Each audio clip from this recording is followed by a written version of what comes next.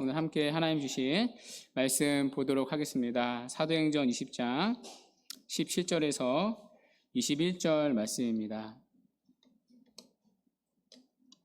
사도행전 20장 17절에서 21절 말씀입니다. 자신 줄 알고 9절에 얼마 안 되니까요. 오늘은 한 목소리로 읽도록 하겠습니다. 시작.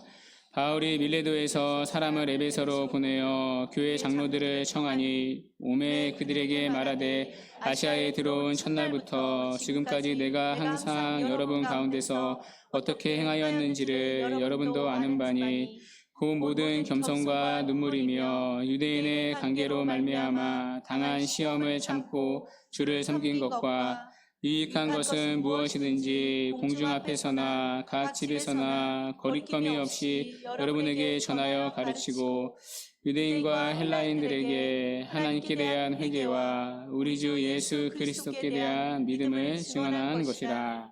아멘. 우리는 계속해서 바울의 3차 전도 여행을 살펴보고 있습니다. 지난 시간 바울은 밀레도까지 이동했습니다. 지도를 한번 보시겠어요? 여기 보시면 여기가 이제 밀레도이죠.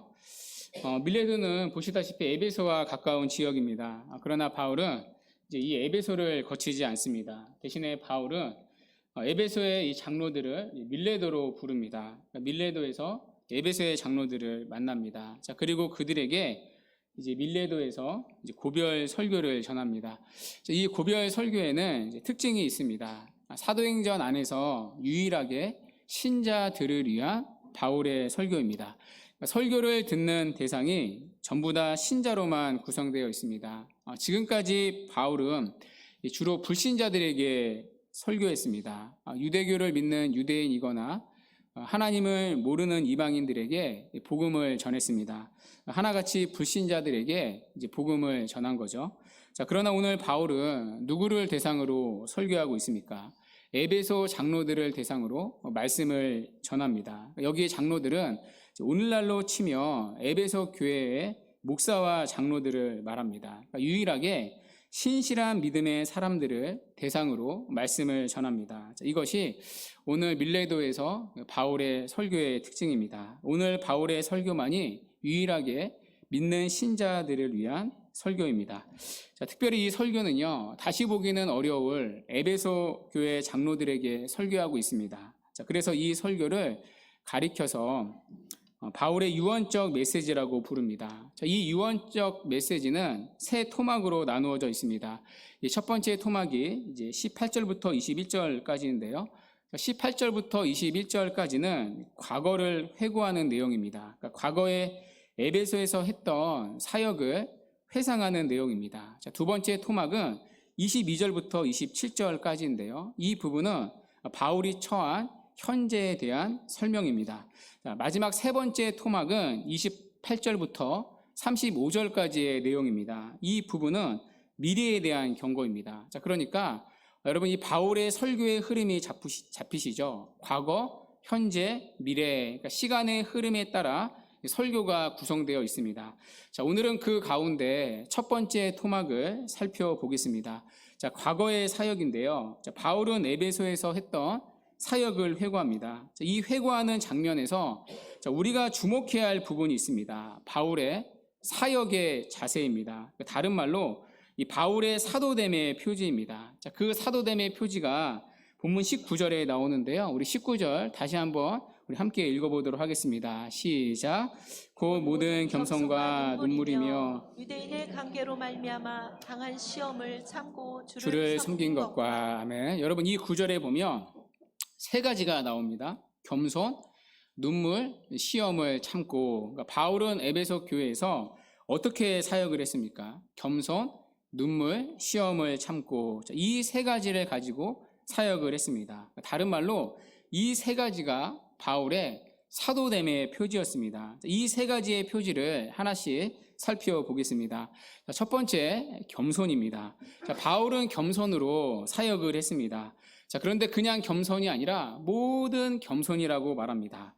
모든이라는 말은 매사에 겸손했다는 뜻입니다. 조금 더 풀이하면 늘 어디서나 겸손했다는 뜻입니다. 사람들이나 환경에 따라 달라지는 게 아니라 누구에게나 어디에서나 겸손했다는 뜻입니다. 자, 바울은요, 누구보다 교만할 수 있는 사람이었습니다. 바울은 세상의 스펙으로 따지면 꾸릴 것이 하나도 없었습니다. 일단 출신 배경이 굉장히 좋았죠. 바울은 유대인 중에 유대인이었습니다. 정통 유대인 출신이었고요. 정통 유대인 출신이라는 말은 그 당시에 이제 뼈대 있는 집안이었다는 뜻입니다. 동시에 바울은요, 로마 시민권을 가지고 있었습니다. 혈통은 유대인 혈통인데 로마 시민권을 받았습니다. 자, 이 당시 로마 시민권자들은요, 로마 제국의 보호를 받았습니다. 그러니까 로마 제국 내에서 어디든지 자유롭게 여행을 다닐 수 있었습니다. 그러니까 자유롭게 직업 또한 선택할 수 있었고요. 또한 정당한 재판이 없이는 처벌을 받지 않았습니다. 굉장한 특권을 누린 거죠. 자, 그런데 바울은 정통 유대인이면서 동시에 로마 시민권을 가진 사람이었습니다. 오늘날로 말하면 금수저에 해당이 되는 거죠. 자, 그리고 바울은 학벌도 좋았습니다. 바울은 그 당시 유대 최고의 석학 가말리알의 문화생이었습니다. 학위를 받을 때 중요한 게요, 이 목사들 경우에는, 이 신학교 교수님들 경우에는 이제 지도교수의 이름입니다. 그러니까 지도교수가 누구냐에 따라서 그 사람의 학위의 권위가 달라집니다. 자, 그래서 유학 갔다 오신 신학교 교수님들의 프로필을 보면요, 꼭 지도교수를 적습니다. 어느 교수님의 지도를 받았는지 꼭 옆에다가 적어둡니다. 자, 그만큼 오늘날도 이 지도교수의 권위가 중요합니다. 자, 그런데 바울은 그 당시 유대 최고의 석학인 가멜리알 밑에서 엘리트 코스를 밟았습니다. 자, 그러니 바울은요, 학벌로도 뛰어난 사람이었습니다. 자, 뿐만 아니라 바울은 사회적인 직위도 있었습니다.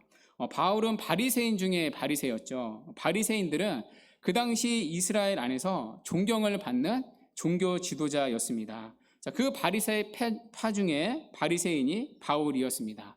자, 그만큼 바울은 사회적으로도 막강한 영향력을 가진 사람이었습니다. 그러니까 세상적인 눈으로 보면요, 바울은 교만해도 되는 사람입니다. 자, 그러나 바울은 모든 겸손으로 사역했다고 말합니다. 늘 어디에서나 누구에게나 겸손으로 사역했다고 말합니다. 그런 바울이 겸손해졌다는 뜻입니다. 자, 이것이 바로 주님을 만난 바울이 겪게 된 변화입니다. 바울은 교만해서 겸손한 사람으로 변화가 되었습니다. 왜냐하면 바울은 하나님 앞에서 자기를 만났기 때문입니다.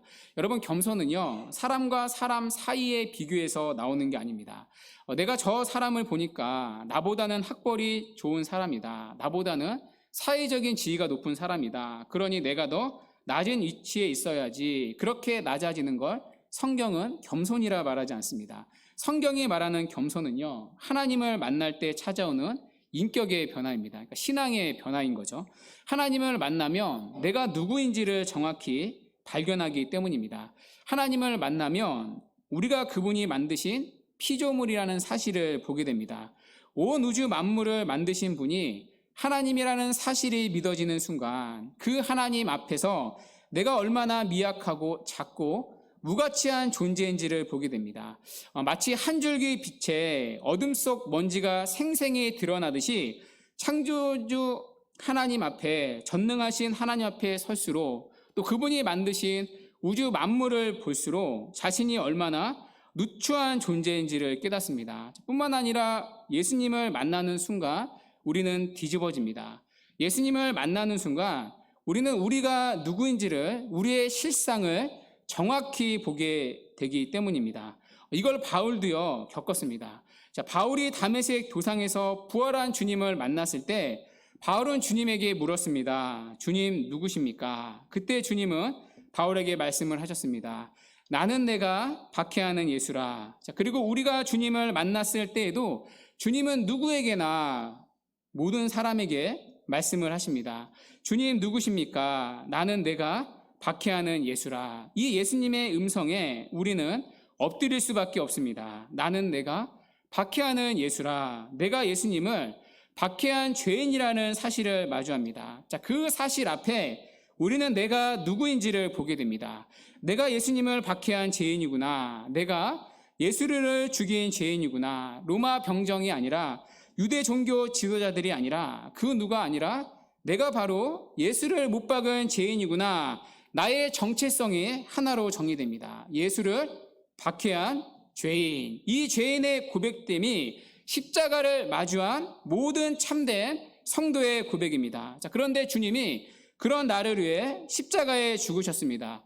내가 주님을 십자가에 못 박았는데 주님은 그런 나를 위해 십자가를 지셨습니다. 자, 그러니 십자가에서 두 가지를 마주합니다. 나 같은 죄인을 보게 되는 것이고, 그런 나 같은 죄인을 살리신 주님의 사랑을 보게 됩니다. 자, 그러니 주님 앞에서 자랑할 것이 하나도 없게 됩니다. 하나님 앞에서 아무것도 아닌 나를 보게 되기 때문입니다. 그저 모든 것이 주님의 은혜임을 고백할 수밖에 없습니다. 이것이 십자가가 우리를 데리고 가는 자리입니다. 바로 겸손의 자리입니다.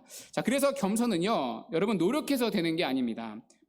만드는 게 아닌 거죠. 겸손은 단순히 인사할 때 허리의 각도가 낮아지는 게 아닙니다. 겸손은 단순히 나는 못합니다, 저는 아니에요, 단순히 사람들 사이에서 빼는 게 아닙니다. 겸손은요, 십자가를 통과한 사람만이 가지는 인격의 변화입니다. 십자가를 통과하지 않으면 누구도 겸손의 자리로 갈 수가 없습니다. 그건 겸손을 가장한 위선일 뿐입니다. 하나님을 경험하지 못했고, 따라서 아무것도 아닌 나도 발견하지 못했기 때문입니다. 여러분, 바울을 보십시오. 이전에 바울은요, 하나님이 어떤 존재인지를 몰랐습니다. 예수님을 인격적으로 만나지 못했기 때문이죠. 자, 그러나 바울이 겸손을 가지게 된 것은 예수님의 십자가의 사랑을 경험한 뒤입니다. 다메섹 도상까지 예수를 믿는 사람들을 열심히 잡으려고 쫓아갔던 자신을 주님은 찾아와 주셨습니다. 주님을 핍박했기 때문에 심판을 받아 마땅한 자임에도 불구하고 심판이 아니라 자기를 구원하기 위해서 십자가에서 죽으시고 부활하신 주님을 만나게 되었습니다. 예수가 죽으셨던 십자가가 다른 누가 아니라 내가 달려야 할 그 십자가라는 사실을 바울은 눈을 떠 마주했습니다. 내가 박해한 예수가 나 같은 죄인 위에 죽으신 구주라는 사실을 바울은 영적인 눈을 떠 보게 되었습니다. 그 주님이 자기를 찾아와 주셨습니다. 심판하기 위해서가 아니라 구원하기 위해서 바울을 찾아오셨습니다. 주님을 예배하는 가운데 찾아오신 게 아니라, 주님의 구원을 구했을 때 찾아오신 게 아니라, 다메섹 도상으로 주님을 핍박하러 가는 길에 주님은 바울을 찾아와 주셨습니다. 자, 그걸요, 바울은 로마서 5장에서 이렇게 표현했습니다. 우리가 아직 연약할 때, 우리가 아직 죄인 되었을 때에 그리스도께서 우리를 위하여 죽으심으로 하나님께서 우리에 대한 자기의 사랑을 확증하셨느니라. 자, 그 십자가 앞에서 바울은 철저한 자기 무너짐을 경험했던 것입니다. 내가 하나님 앞에서 아무것도 아닌 자임을 깨닫게 되었습니다. 아무것도 아닌 정도가 아니라 죽어 마땅한 죄인이라는 사실을 보게 되었습니다. 그때 바울은요, 겸손하게 되었던 겁니다. 십자가를 통과한 바울은 자기가 지금껏 가졌던 모든 것들이 깨지는 변화를 겪었습니다. 자, 그래서 겸손은요, 십자가를 통과하지 않고서는 가질 수 없는 신앙의 성품입니다. 자, 그런 면에서 겸손은 참된 성도의 표지입니다. 아무리 그 사람이 신앙을 고백한다 할지라도요, 겸손하지 않으면 참된 성도가 아닙니다. 주님의 십자가를 통과한 사람은 주님 앞에서 나는 아무것도 아니라는 자기 존재를 가지기 때문입니다. 자, 이것이 바울이요, 주님을 만나고 겪게 된 신앙의 변화였습니다. 사도됨의 표지였던 거죠. 여러분, 이런 면에서 기독교가요, 세상의 종교와 참 다르지 않습니까? 여러분, 세상의 종교는 신을 만나면 강해집니다. 신을 만나면 능력을 얻게 되고요, 자기가 강화됩니다. 자기가 섬기는 신이 자기를 높여주고요, 자기를 세워줍니다. 자, 그러나 기독교는요, 반대로 낮아집니다. 있던 능력도 자랑할 게 없습니다. 자기는 부인되고 주님만 높입니다. 강함이 아니라 약해지는 자리로, 가치의 자리가 아니라 무가치의 자리로, 능력이 아니라 무능함의 자리로 인도합니다. 너무나도 역설적인 종교가 기독교입니다. 뿐만 아니라 바울의 이후의 삶을 보십시오. 자, 바울은요, 주님을 만나고 나서 육체의 가시까지 얻었습니다. 육체의 가시에 대해서는 정확하지 않습니다. 안질인지 간질인지는 정확하지 않습니다. 자, 그러나 확실한 건 바울의 목회 사역에 있어서 가장 치명적인 장애물이었다는 것입니다. 자, 바울은 주님을 만나고 나서 치명적인 장애물이 제거된 것이 아니었습니다. 오히려 치명적인 장애물을 얻었습니다. 그것 때문에 바울은 더 겸손해질 수밖에 없었습니다. 하나님은 바울을 더 밑바닥의 자리로, 겸손의 자리로 데리고 가셨습니다. 자, 그래서 바울은요, 자기를 의지할 수 없었습니다. 그럴수록 바울은 하나님의 은혜만을 의지하였습니다. 늘 바울이 했던 고백이 뭐죠? 나는 죄인 중에 괴수라. 그래서 바울은요, 에베소에서도 모든 사역으로, 모든 겸손으로 사역을 했습니다. 이것이 바울의 사도됨의 첫 번째 표지, 겸손이었습니다. 자, 두 번째 바울은요, 눈물로 사역했다고 말합니다. 여러분, 이 눈물도요, 바울이 주님을 만나고 나서 생긴 신앙의 표지입니다. 여러분, 이전에 바울은 아시죠? 참 차갑고 냉정한 사람이었습니다. 예수를 믿는 사람이라면 지구 끝까지라도 쫓아가서 잡아올 만큼 참 독한 사람이 바울이었습니다. 그러니까 바늘로 찔러도 피 한 방울 안 나올 사람이 바울이었던 거죠. 요즘에 하는 MBTI로 이제 보면 아마 F보다는 T 성향의 사람이었을 겁니다. 참고로 저도 이제 T입니다.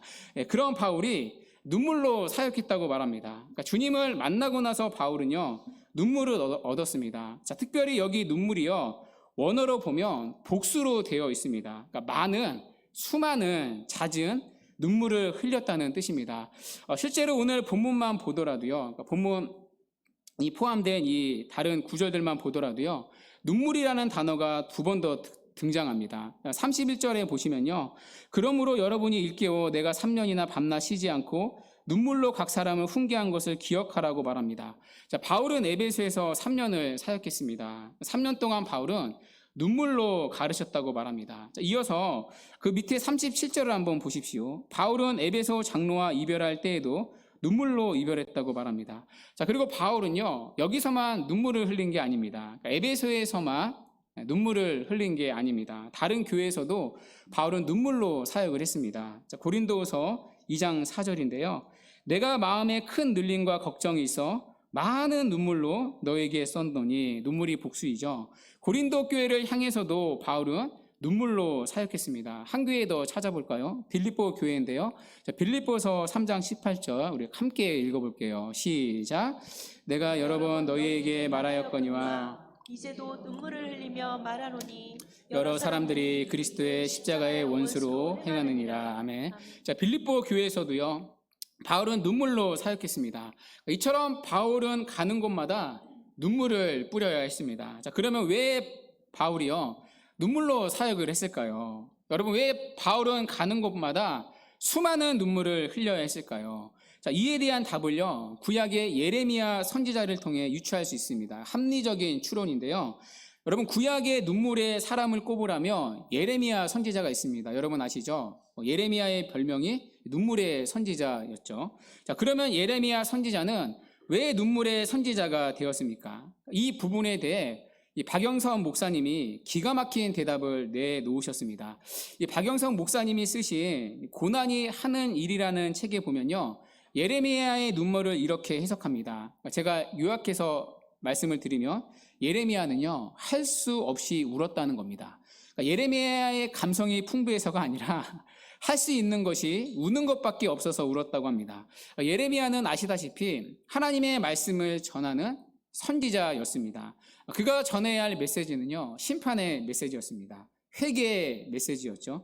자, 그러나 이스라엘 백성들은 끝까지 듣지를 않았습니다. 끝까지 그들은 회개하지 않았습니다. 자, 이에 예레미야는 하나님께 나아가 호소합니다. 자, 그러나 하나님은요, 모세와 사무엘이 내 앞에 설다 할지라도 내 마음은 이 백성을 향할 수 없나니 그들을 내 앞에서 쫓아내 보내리라고 하셨습니다. 그러니까 이스라엘 백성을 용서할 마음이 없다는 하나님의 뜻이었습니다. 이런 면에서 예레미야 선지자는 실패한 선지자라는 것입니다. 하나님과 이스라엘을 중재해야 하는 그 선지자의 일을, 선지자의 사명에 실패했기 때문입니다. 이스라엘 백성들을 돌이키는 것도, 또 모세처럼 하나님을 돌이키는 일도 아무것도 하지를 못했습니다. 그 실패의 자리에 끼어서 예레미야의 눈물이 나왔다는 것입니다. 우는 수밖에는 다른 방법이 없었기 때문입니다. 이런 관점에서 바울의 눈물을 이해할 수 있습니다. 바울의 눈물은요, 단순히 바울이 풍부한 감성을 가졌기 때문이 아닙니다. 바울은 울 수밖에 없었기 때문에 울었던 겁니다. 바울은 하나님의 말씀을 증거해야 할 사도로 예레미야와 같이 부르심을 받았습니다. 자, 그러나 바울이 전하는 복음을 듣고 모두가 변화된 건 아니었습니다. 변화되지 않은 수많은 사람들을 바울은 보았습니다. 그들을 보면서 바울은 울 수밖에 없었던 겁니다. 자, 뿐만 아니라 바울이 전하는 복음을 듣고 바울을 핍박하는 사람들도 많았습니다. 왜냐하면 바울이 전한 말씀이 그들이 듣기에 불편했기 때문이죠. 여러분 본문 20절 한번 보십시오. 자, 바울이 어떻게 말씀을 전했는지가 나옵니다. 자, 바울은요, 유익한 것은 무엇이든지 거리낌이 없이 전하여 가르쳤다라고 말합니다. 여기 유익한 것은 무엇을 의미할까요? 세상에 유익한 지식일까요? 아니겠죠. 하나님의 뜻을 말합니다. 하나님의 말씀이죠. 뒤에 나오는 거리낌이 없이라는 말은 꺼리지 않고라는 의미입니다. 자, 그러니까 바울은요, 하나님의 말씀을 있는 그대로 전했다는 겁니다. 타협하지 않았다는 거죠. 사람이 두려워서 썩거나 희석시키거나 침묵하지 않았다는 겁니다. 특별히 밑에 21절에 보십시오. 자, 바울이 전한 이 메시지를 누가는요, 두 개의 단어로 딱 요약합니다. 하나는 회개이고요, 또 하나는 믿음입니다. 여러분, 회개하라는 설교는요, 시대를 막론하고 모두가 불편해야 하는 메시지입니다. 자, 그러니 바울의 복음을 듣고 불편해하는 사람들도 있었습니다. 그들이 바울을 가만히 놔두었겠습니까? 바울을 미워했겠죠. 어떤 사람들은 바울을 쫓아내기도 했습니다. 자, 그걸 우리가 에베소 교회에서도 확인하지 않았습니까? 바울은 에베소 교회에서 회개를 전했습니다. 돌이키라 전했습니다. 자, 무엇으로부터요? 아데미 신상으로부터요. 너희들이 섬기는 그 우상으로부터요. 그 메시지를 듣고 많은 사람들이 아데미 신상을 버렸습니다. 자, 그러나 바울의 그 메시지 때문에 들고 일어난 사람들이 있었습니다. 누구이죠? 아데미 신상 조합원들이었습니다. 자, 바울 때문에 자기의 밥줄이 끊어지니까요. 자, 그래서 그들은 바울을 에베소에서 쫓아내려고 했습니다. 기억나시죠? 소동을 일으켰죠. 자, 그러니까 바울이 전한 복음을 듣고 믿는 사람들도 있었습니다. 그러나 냉랭한 사람들도 있었습니다. 나아가 바울을 미워하는 사람들도 있었습니다. 자, 그러니까 바울이요, 그들을 보면서 울 수밖에 없었던 겁니다. 말씀을 전해도 변하지 않으니까요. 그런데도 말씀을 전해야 하니까요.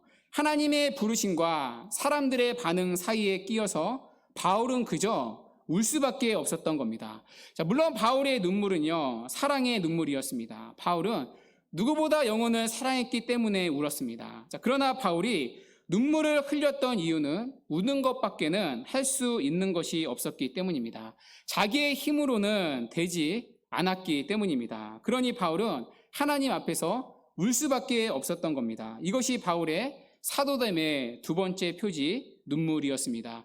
자, 마지막 세 번째로 바울은요, 시험을 참았다고 말합니다. 19절에서 바울은 유대인의 관계로 말미암아 당한 시험을 참고 주를 섬겼다고 말합니다. 여러분, 바울은요, 한순간도 편안하게 목회한 적이 없습니다. 늘 유대인들이 바울을 쉬지 않고 핍박했기 때문입니다. 심지어 어떤 유대인들은요, 바울을 쫓아내는 것으로 만족하지 않았습니다. 여러분 기억하시죠? 바울이 가는 곳마다 바울을 쫓아가서 괴롭혔습니다. 철거머리처럼 참 바울을 힘들게 했던 거죠. 에베소에서도 유대인들은 바울을 놔두지 않았습니다. 이 사실을요, 지금 이 설교를 듣고 있는 에베소 장로들도 다 보고 알았습니다. 바울은 에베소에서 선교를 시작할 때 회당에서 사역을 했습니다. 자, 그러나 회당에서 두란노 서원으로 자리를 옮겨야 했습니다. 기억하시죠? 유대인들의 핍박이 있었기 때문입니다. 이 유대인들 때문에 바울의 목회는 한순간도 편하거나 쉬웠던 적이 없습니다. 여러분, 사실 이 유대인들의 시험도요, 주님을 만나지 않았다면 없었을 시험입니다. 여러분, 유대인들이 이토록 바울을 죽도록 미워하는 이유는 무엇입니까? 유대인들에게 바울은 최고의 변절자였기 때문입니다. 바울은 누구보다 유대교의 진심이었던 사람이었습니다. 정통 유대인 출신의 바리새파였죠. 자, 그러나 바울은 주님을 만나고 나서 기독교로 개종했습니다. 개종한 후로는 유대교 사람들을 전도하고 다녔습니다. 자, 그러니 유대교의 입장에서 바울이요, 얼마나 미웠겠습니까? 배신자의 변절자인데요. 그만큼 바울을 죽이고 싶었을 겁니다. 여러분 참 역설적이지 않습니까? 주님을 만났는데 시험이 제거된 게 아니었습니다. 오히려 없던 시험이 생겼습니다. 자, 그러나 바울은 모든 시험을 참았다고 말합니다. 왜냐하면 20절 하반절에 주님을 섬기기 위해서입니다. 여러분 바울은요 주님을 섬기는 자였습니다. 그러나 주님을 섬기는 바울에게 나타난 사도됨의 표지를 보십시오. 첫째가 겸손이었고 둘째가 눈물이었고 셋째가 참음이었습니다. 여러분 놀랍지 않습니까? 우리 생각에는 첫째, 둘째, 셋째 뭐가 나와야 맞습니까? 첫째 능력, 둘째 기적, 셋째 치유 이런 게 나와야 맞지 않습니까? 자, 그러나 첫째는 겸손이고 둘째는 눈물이고 셋째가 참음이었습니다. 하나님은 우리의 기대와는 다르게 바울의 능력과 기적과 치유를 가지고 일하시지 않으셨다는 얘기입니다. 물론 바울의 사역 가운데 능력과 기적과 치유가 없었던 게 아닙니다. 바울에게도 사도됨의 표지로 능력과 기적과 치유가 나타났습니다. 자, 그러나 그보다 훨씬 더 많이 바울의 사역에선 겸손과 눈물과 참음이 있었습니다. 하나님은 매사에 바울에게 능력과 기적과 치유를 주시지 않으셨습니다. 그보다는 매사에 그래서 모든 겸손과 눈물과 참음으로 사역을 하게 하셨습니다. 그리고 하나님은 바울의 겸손과 눈물과 참음을 통해서 일하셨습니다. 왜냐하면 이것이 예수님께서 이 땅에서 일하신 방식이었기 때문입니다. 예수님은 겸손과 눈물과 참음으로 이 땅을 사셨습니다. 예수님이 우리를 구원한 사역은요, 겸손과 눈물과 참음을 통해서 이루어진 일입니다. 자, 빌립보서 2장 5절에서 8절 말씀인데요. 제가 6절부터 한번 읽겠습니다.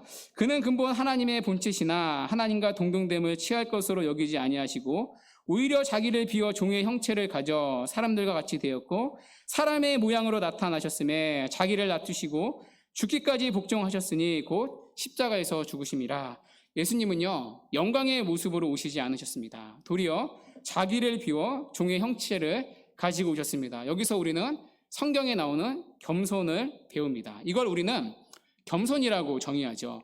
자, 히브리서 5장 7절인데요.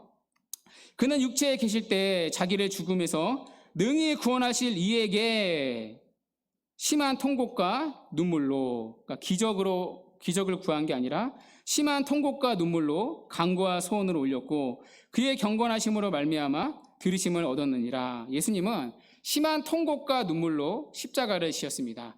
히브리서 12장 2절 말씀인데요. 이 구절을 함께 읽어볼게요. 시작. 믿음의 주여 또 온전하게 하시는 이인 예수를 바라보자. 그는 그 앞에 있는 기쁨을 위하여 십자가를 참으사 부끄러움을 개의치 아니하시더니 하나님 보좌 우편에 앉으셨느니라. 아멘. 예수님은 십자가를 참으셨습니다. 그분은 십자가에서 내려오실 수 있으셨습니다. 십자가에서 내려오시고 그 십자가의 자리에 로마 병정들을 하나씩 매달을 수 있는 분이셨습니다. 여러분 상상만 해도 통쾌하지 않습니까? 자, 그러나 그분은 십자가에 달려 참으셨습니다. 오늘 바울에게 나타난 겸손, 눈물, 참음, 사도됨의 표지는요, 예수님이 걸어가신 길입니다. 예수님은 능력과 기적으로 우리를 구원하신 게 아닙니다. 예수님은 십자가의 죽으심으로 우리를 구원하셨습니다. 그 십자가의 길은 겸손과 눈물과 참으심의 길이었습니다. 이것이 예수님이 세상에서 일하신 방식이었습니다. 하나님의 구원의 능력은 이것들을 통해 나타나왔던 것입니다. 그리고 바울도 이 길을 따라 걸었던 것입니다. 바울이 걸어간 믿음의 길 또한 능력과 기적과 치유의 길이 아니라 겸손과 눈물과 참음의 길이었습니다. 저와 여러분들이 걷는 길도 다르지 않습니다. 저와 여러분들도 겸손과 눈물과 참음으로 믿음의 길을 걸어가는 자들입니다. 능력과 기적으로 이 길을 걸어가는 자들이 아닙니다. 물론 기적과 능력이 나타날 수 있습니다. 그러나 대부분 우리의 하루하루는요, 능력과 기적이 아니라 겸손과 눈물과 참음으로 걸어가는 길입니다. 여러분 그렇지 않습니까? 제가 설교를 열심히 준비하고 전에도 한 번에 여러분들이 변화되는 능력과 기적이 나타나지 않습니다. 대부분은 가랑비에 옷 젖듯이 변화가 되는 거죠. 때로는 설교를 죽쓰는 날이 더 많습니다. 제가 기도를 해도 성도들의 병이 다 치유되는 것도 아닙니다. 기적과 능력보다는 겸손과 눈물과 참음으로 걸어가는 길입니다. 여러분의 삶에서도 다르지 않을 겁니다. 여러분의 매일의 삶도요, 능력과 기적이 아니라 겸손과 눈물과 참음으로 걸어가는 길이 훨씬 더 많을 겁니다. 우리도 바울처럼 예수를 믿었기 때문에 겸손의 길을 걸어갑니다. 겸손해지고 싶어서 겸손해지는 게 아닙니다. 우리 역시도 바울과 같이 십자가를 통과했기 때문에 겸손해질 수밖에 없는 자들입니다. 그리고 하나님은 우리로 하여금 하나님이 아니면 소망이 없는 죄인이라는 사실을 날마다 삶 가운데 들춰내고 확인하게 하십니다. 그래서 하나님의 은혜만을 붙들도록 하십니다. 또 하나님은 바울에게 주셨던 육체의 가시를 저마다의 삶에 주십니다. 그 육체의 가시 때문에 더 이상 자기를 자랑하지 못하도록 만듭니다. 그 육체의 가시 때문에 하나님을 떠나지 못하도록 만듭니다. 더 이상 자기를 의지하지 못하도록 만듭니다. 전적으로 하나님의 은혜만을 고백하고 의지하게 하십니다. 그렇게 하나님은 우리를 사람이라고 하는 막대기와 인생이라고 하는 채찍을 통하여서 저와 여러분의 생애에 겸손이라는 열매를 맺게 하십니다.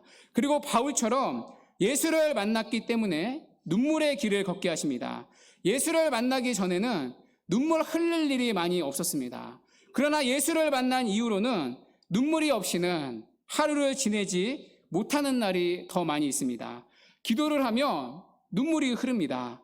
하나님이 맡기신 삶의 자리를 믿음으로 걸어가야 하는데 너무나도 믿음 없고 무능력한 자신을 마주하기 때문입니다. 그러니 눈물이 흐릅니다.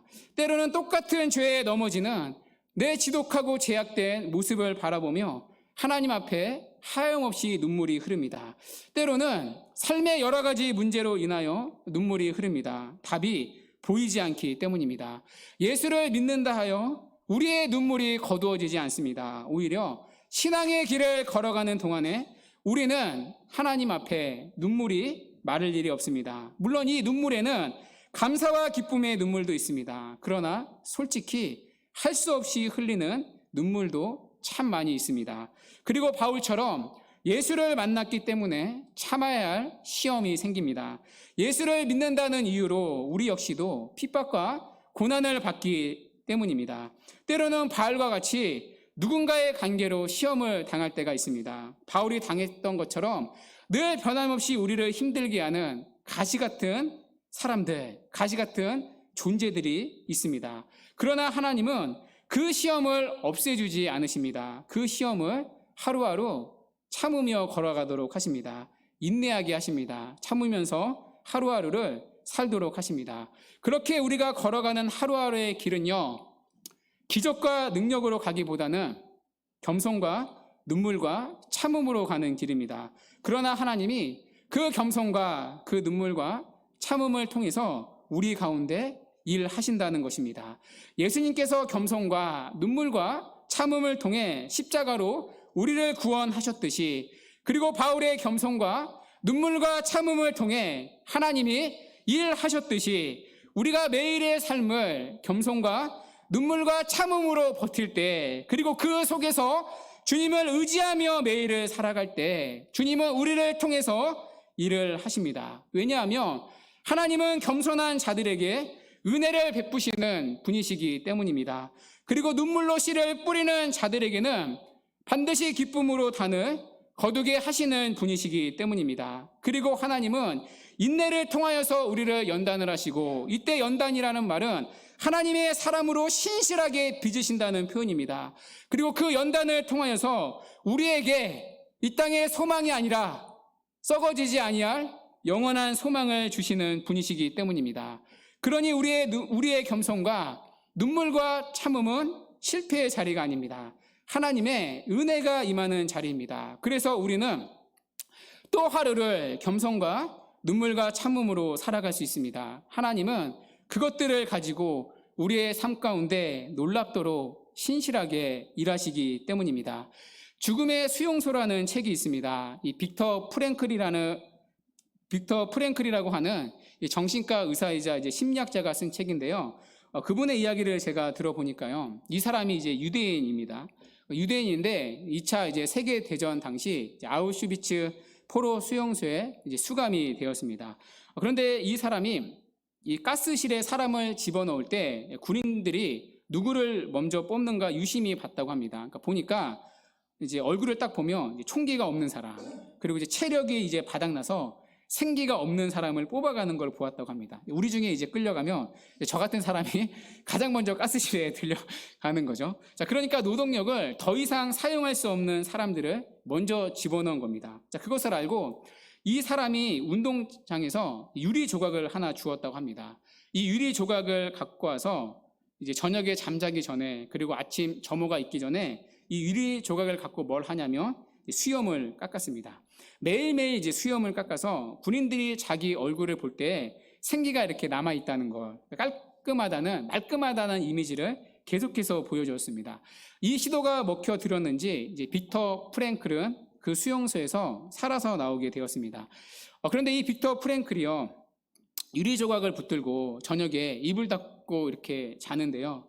그 이불 안에서 매일을 울었다고 합니다. 언제 죽을지 모르니까요. 내일 눈 뜨고 이렇게 일어나며 가스실에 잡혀 들어갈 수 있으니까요. 두렵고 소망이 보이지 않아서 매일 밤을 눈물로 잤다고 합니다. 그러다 이제 아침에 눈을 뜨면 다시 그가 뭘 했겠습니까? 또다시 주운 유리 조각을 가지고 면도를 했습니다. 수염을 깎았습니다. 자, 그것이 그를 살게 했던 것이죠. 자, 모든 전쟁이 끝나고 기자가 이 빅터 프랭클에게 이런 질문을 던졌습니다. 수용소의 안에 있는 그 시간을 무엇으로 견뎠습니까? 이 기자의 질문에 빅터 프랭클은 대답했습니다. 눈물과 한숨으로 견뎠습니다. 여러분, 참 인간적이면서도 동시에 솔직하기도 하고요. 참 멋있는 답변이지 않습니까? 그의 대답에는 영웅적인 답변이 없습니다. 주 안에 사랑하는 여러분, 오늘 저와 여러분들이 부름을 받고 있는 우리의 인생의 자리가 다 화려하진 않습니다. 누군가는 처절하고 누군가가 다 인생에 여러분 다 깨어진 흠이 있죠. 또 전쟁 같은 삶일 수 있습니다. 답이 보이지 않는 삶일 수 있습니다. 그저 반복되는 하루하루를 남들은 모르지만 겸손과 눈물과 참음으로 꾸역꾸역 버텨야 하는 삶일 수도 있습니다. 그러나 하나님은 그렇게 매일을 살아가는 우리의 걸음을 복되게 하시는 분이십니다. 그러니 우리가 해야 할 것이 무엇입니까? 다시 하루에 눈을 뜨며 유리 조각을 가지고 수염을 다시 깎는 겁니다.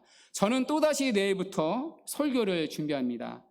오늘은 죽을 썼지만 또다시 유리 조각을 가지고 교회에 나와서 주석책을 펴고 성경을 펴고 수염을 깎고 설교를 준비하는 겁니다. 내일부터 또다시 눈물을 흘려야 할 자리에서 저는 눈물을 흘리는 겁니다.